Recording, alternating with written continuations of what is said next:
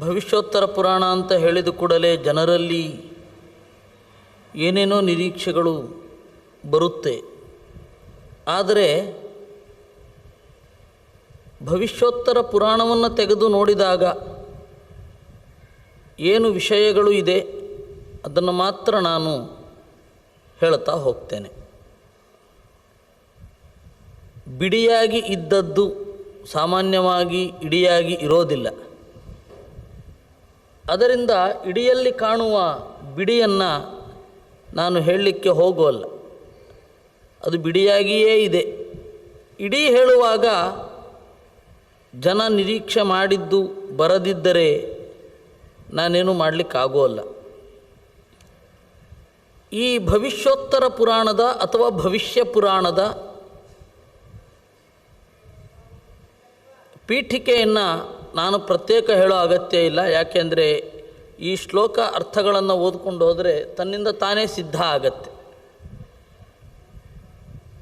ಅದರಂತೆ ಶ್ಲೋಕ ಮತ್ತು ಅರ್ಥವನ್ನು ನಿರೂಪಣೆ ಮಾಡಿಕೊಂಡು ಹೋಗ್ತೇನೆ.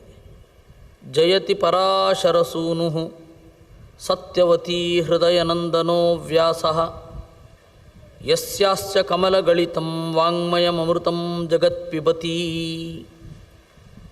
ಪರಾಶರರ ಮಗನಾದ ಸತ್ಯವತಿ ಎನ್ನುವ ಸಾಧಕ ಹೆಣ್ಣುಮಗಳ ಹೃದಯಕ್ಕೆ ಆನಂದವನ್ನಿತ್ತ ವೇದವ್ಯಾಸರು ಉತ್ಕೃಷ್ಟರಾಗಿದ್ದಾರೆ. ಯಸ್ಯ ಹಾಸ್ಯ ಕಮಲಗಳಿತಂ, ಯಾರ ಮುಖಕಮಲದಿಂದ ಹೊರಹೊಮ್ಮಿದಂತಹ ವಾಂಗ್ಮಯಂ ಅಮೃತಂ, ಮಾತೆಂಬ ಅಮೃತವನ್ನು ಜಗತ್ ಪಿಬತಿ, ಈ ಜಗತ್ತು ಕುಡಿಯುತ್ತಿದೆಯೋ ಅಂತಹ ವೇದವ್ಯಾಸರನ್ನು ನಮಸ್ಕರಿಸುತ್ತೇನೆ. ಮೂಕಂ ಕರೋತಿ ವಾಚಾಲಂ ಪಂಗುಂ ಲಂಘಯತೆ ಗಿರಿಂ ಯತ್ಕೃಪಾತಮಹಂ ವಂದೇ ಪರಮಾನಂದ ಮಾಧವಂ.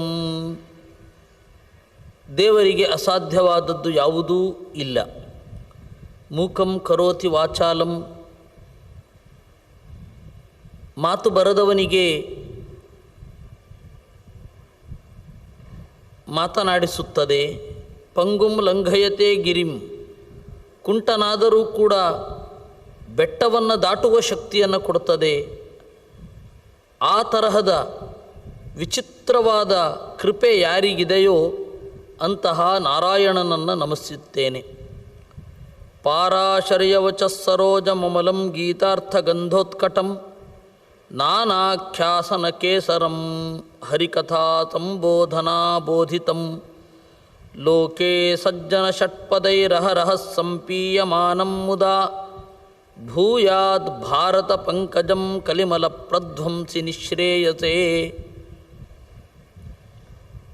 ಗೀತ ಎಂಬ ಪರಿಮಳವನ್ನು ಹೊರಸೂಸುವ ತರತರದ ಆಖ್ಯಾನಗಳೆಂಬ ಕೇಸರವನ್ನು ಒಳಗೊಂಡ ವೇದವ್ಯಾಸರ ಮಾತೆಂಬ ತಾವರೆ ನಮ್ಮ ಪಾಲಿಗೆ ಸಂತಸವನ್ನು ನೀಡಲಿ.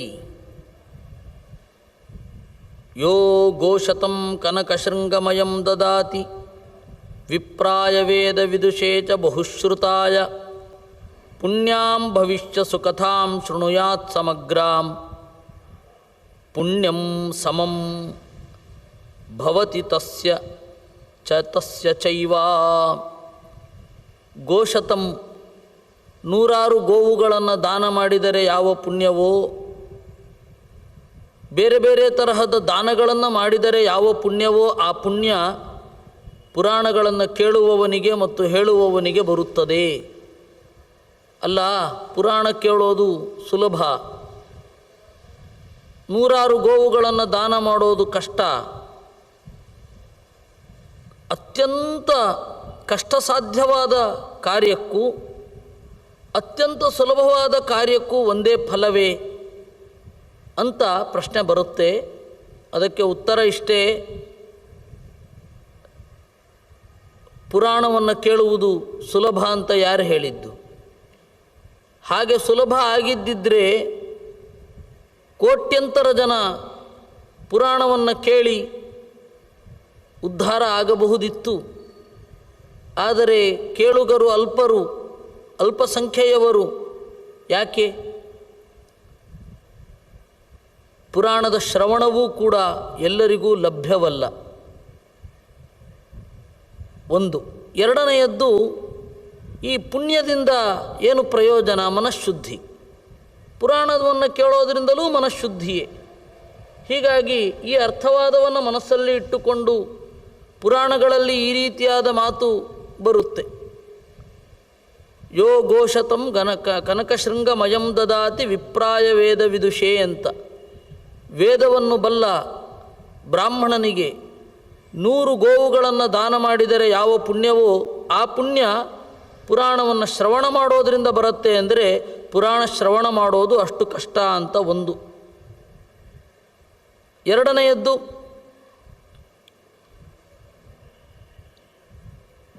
ದಾನ ಮಾಡಿದರೆ ಯಾವ ರೀತಿಯ ಮನಃಶುದ್ಧಿ ಉಂಟಾಗತ್ತೋ ಆ ರೀತಿಯ ಮನಃಶುದ್ಧಿ ಪುರಾಣವನ್ನು ಕೇಳಿದರೆ ಉಂಟಾಗತ್ತೆ ಅಂತ.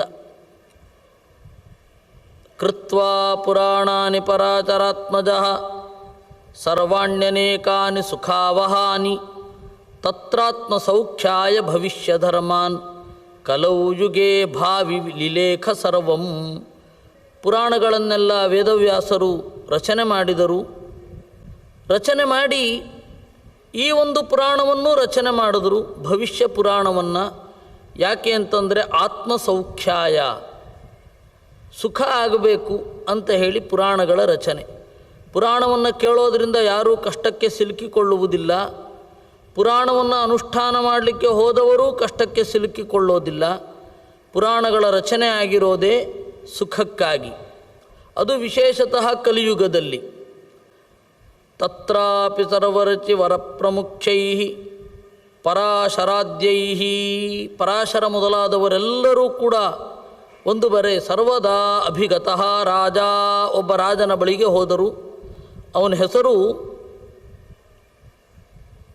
ಶತಾನೀಕ ಅಂತ. ಆ ಶತಾನೀಕ ಅಂತನ್ನುವ ರಾಜನ ಬಳಿಗೆ ಸಪ್ತರ್ಷಿಗಳೆಲ್ಲ ಹೋದರು. ವೇದವ್ಯಾಸರು ಜೊತೆಗೆ ಇದ್ದರು. ಬಂದವರನ್ನು ಅರ್ಘ್ಯ ಪಾದ್ಯ ಮೊದಲಾದವುಗಳಿಂದ ಸತ್ಕರಿಸಿದ. ಅವನು ಬಂದಾಗ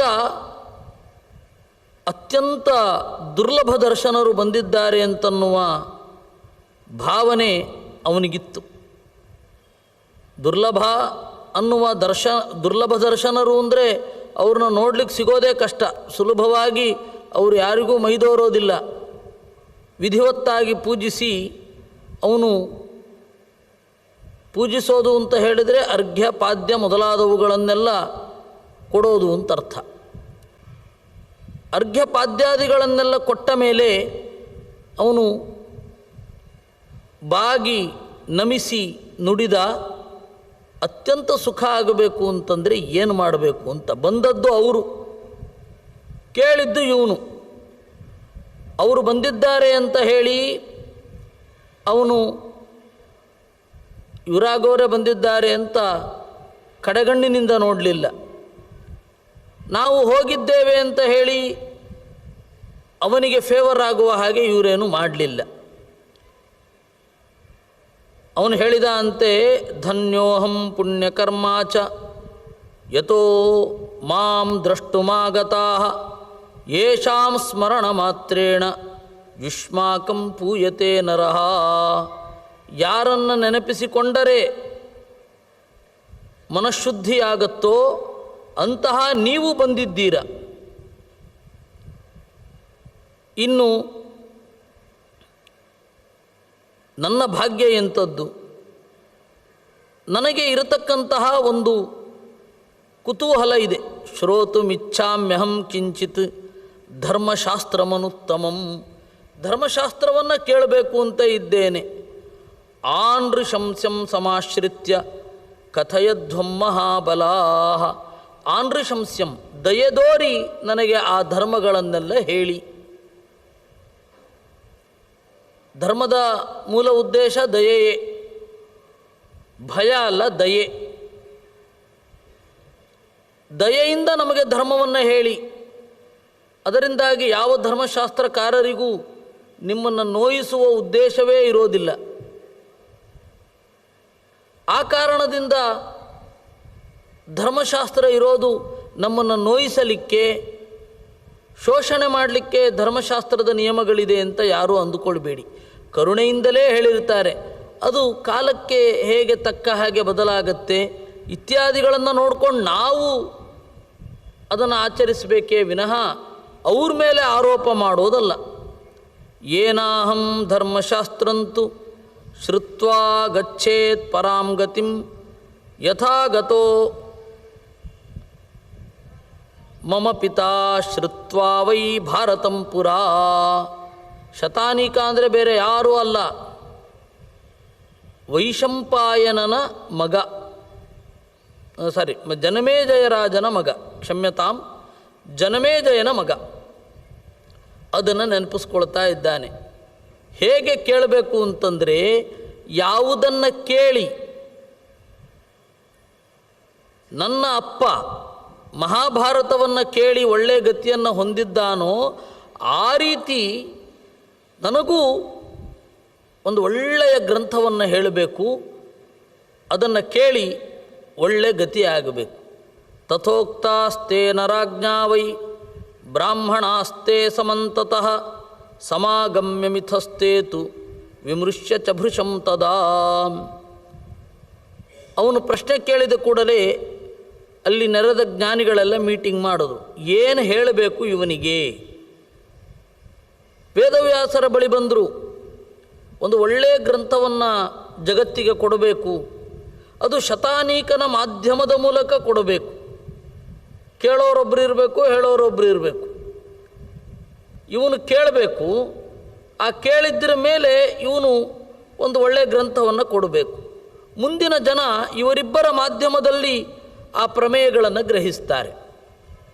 ಯಾವ ಗ್ರಂಥವನ್ನು ಕೊಡೋದು ಅಂತ ವೇದವ್ಯಾಸರ ಬಳಿ ಚಿಂತನೆ ಮಾಡಿದರು. ವ್ಯಾಸಂ ಪ್ರಸಾದಯ ವಿಭೋ ಏಷತೆ ಕಥಯಿಷ್ಯತಿ.